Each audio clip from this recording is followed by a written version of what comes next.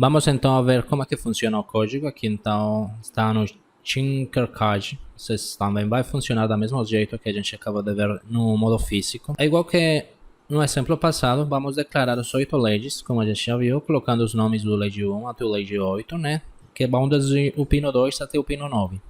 Depois vamos declarar mais 2 nomes. Vamos colocar P e ZQ, né? Que será o pulsador da esquerda, no caso está aqui em espanhol.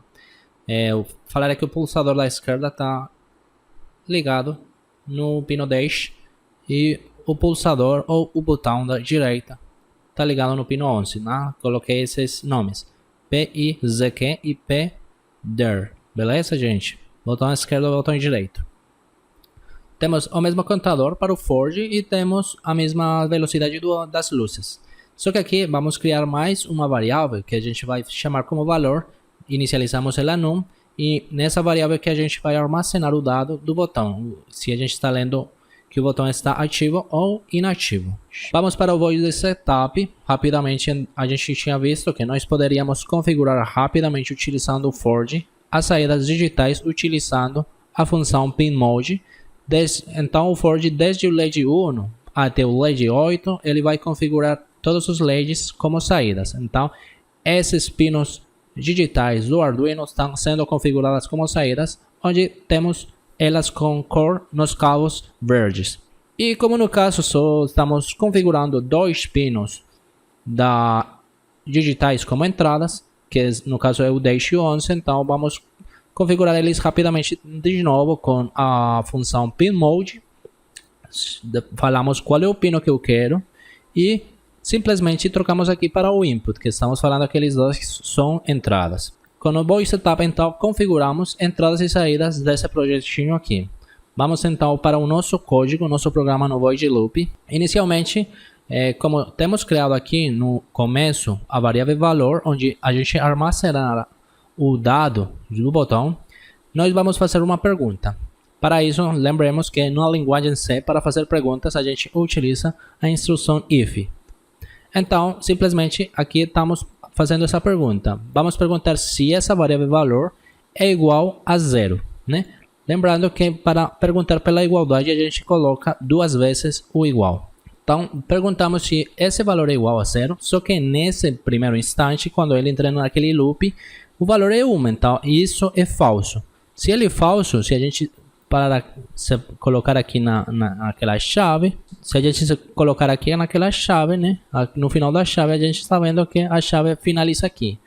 Então ele já está nos mostrando que, como nesse caso isso é falso, todo esse trecho de código que eu selecionei, ele não vai fazer nada disso, ele vai pular tudo isso, porque por enquanto ele é falso. Então vai para a segunda pergunta aqui embaixo, vai perguntar se aquela variável valor é 1. Nesse primeiro instante é óbvio que ele é 1, beleza? Então isso vai ser verdadeiro e aí ele vai fazer tudo que está dentro daquele if. Então ele vai entrar aqui, então o que vai fazer inicialmente é ligar os LEDs da direita para a esquerda. Então basicamente quando a gente pressiona esse botão aqui, a gente está vendo que está de direita para a esquerda.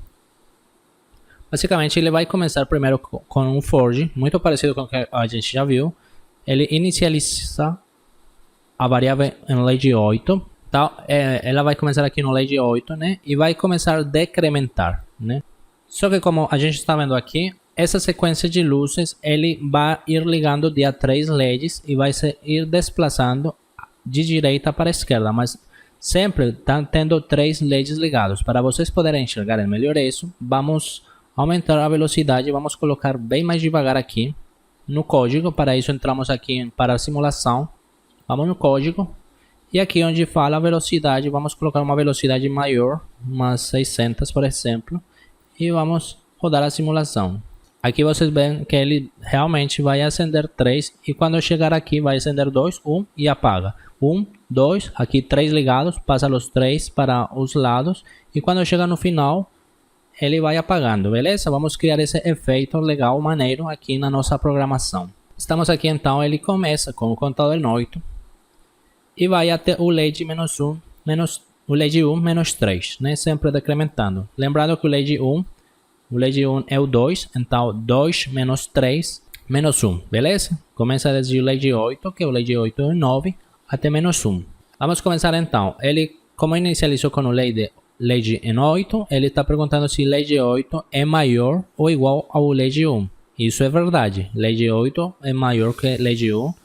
Para isso, então, vamos escrever o LED 8 e vamos ligar ou acender o LED. Então, ele acendeu aquele LED, vai para cá, vai perguntar se o LED 8 é menor que o LED 6. Está perguntando se é menor que esse LED aqui, que o 6. No momento ele é 8, então ele não é menor, então ele não vai fazer nada do que está aqui. Vai esperar o atraso, que a gente tem configurado lá em cima. Nesse momento vai ler se algum dos botões vai ser pulsado nesse instante. Então ele vai perguntar por um if. E lembremos que a instrução para perguntar pela entrada digital é digital read, beleza? E entre parênteses o pino, né? No caso ele está perguntando pelo botão da esquerda, né? Que é esse botão aqui. Então ele está perguntando se foi digitado o pino 11. E obviamente está dentro do if. Se não foi digitado, esse if será falso. Então ele não vai fazer o que está aqui dentro. Caso contrário, ele for pulsado, essa instrução aqui vai ser verdadeira e ele vai fazer o que está aqui dentro. Vamos supor que a gente ainda não pulsou nada. Então ele vai perguntar seguidamente pelo botão da direita, se alguém pulsou esse botão da direita. Vamos supor que ainda ninguém pulsou o botão, então ele também não vai fazer o que está aqui. Ele acaba aqui o forge, como a gente está vendo, aí ele começa de novo decrementando aquele contador LED, então vai para LED 7 e continua. Então o que vai fazer é inicialmente liga o 8, liga o 7 e liga o 6. É isso que ele vai fazer as primeiras 3 rodadas, vai acender esses 3 primeiramente, como a gente está vendo aqui. Seguidamente, quando ele já está aqui no 6, vai ligar aqui o 5, então o LED 5 vai ser obviamente menor que o LED 6. Então o que a gente vai fazer é começar a desligar os LEDs, 3 LEDs para frente, né? Então o LED atual mais 3 LEDs para frente. Então se ele está no 5, então vai deixar esse ligado, mas vai desligar 3 LEDs para frente, que no caso seria o LED 8. Se for o LED 4, então ele vai desligar 3 LEDs para frente, que no caso seria o LED 3. Isso que ele vai fazer para conseguir fazer essa sequência de movimento. E ele aqui vai até LED 1 menos 3, porque quando ele chega aqui, ele tem que ficar ligado esse LED 1, enquanto, por exemplo, o LED 3 aqui desliga, o LED 2 desliga, e aí sim o LED 1 desliga. Show de bola! Se a gente, por exemplo, pressionar aqui o botão da esquerda, não vai acontecer nada, porque ele simplesmente vai cambiar esses valores aqui no Forge, que vem sendo o mesmo. Aí vocês veem que aí eu estou pressionando aqui, mas não vai acontecer nada. Mas se eu pressionar o botão da direita, ele tem que trocar de direção. Aí ele começa da esquerda para a direita, beleza? Quando eu pressiono aquele botão é porque aqui esse vai se tornar verdadeiro. Digital read do pulsador da direita se tornou verdadeiro. Então, se a gente se lembra, nós tínhamos carregado o valor com 1.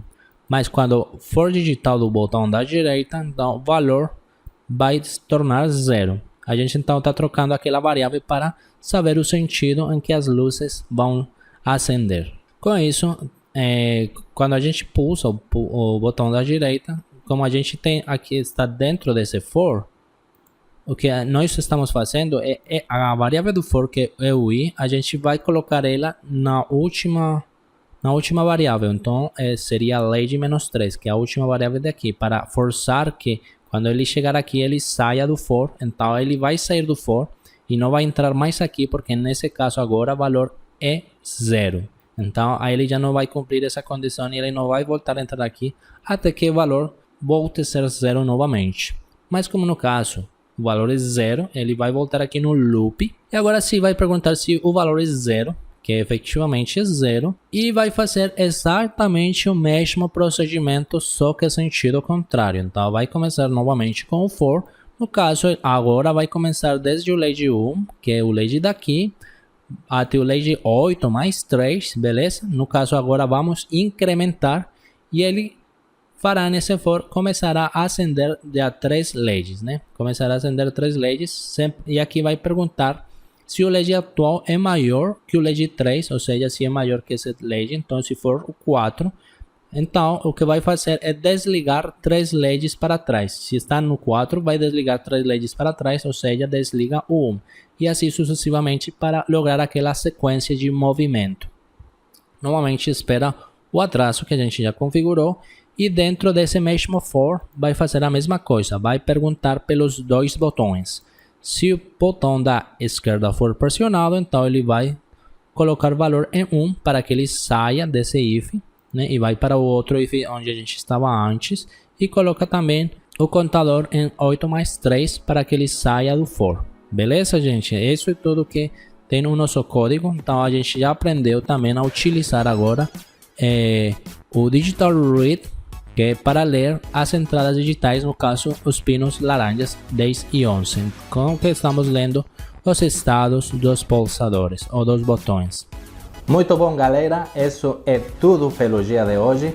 Espero vocês tenham gostado dessa nossa segunda aula do curso de Arduino. Como vocês sabem, então, aprendemos a utilizar os pinos digitais que tem a placa do Arduino. Inicialmente, vimos como configurá-los como saídas digitais para posteriormente ver como é que era utilizado as entradas digitais. Sabem que se ficou alguma dúvida, podem deixar as perguntas para o professor, que eu tentarei resolver e esclarecer as suas dúvidas na medida do possível. Com o decorrer desse curso, então, começaremos a programar diferentes projetos e vocês verão que nós utilizaremos bastante esses pinos digitais que o Arduino nos oferece. Muito obrigado por terem assistido este vídeo e a gente se vê então a semana que vem no nosso curso de Arduino. Até nossa próxima aula, galera.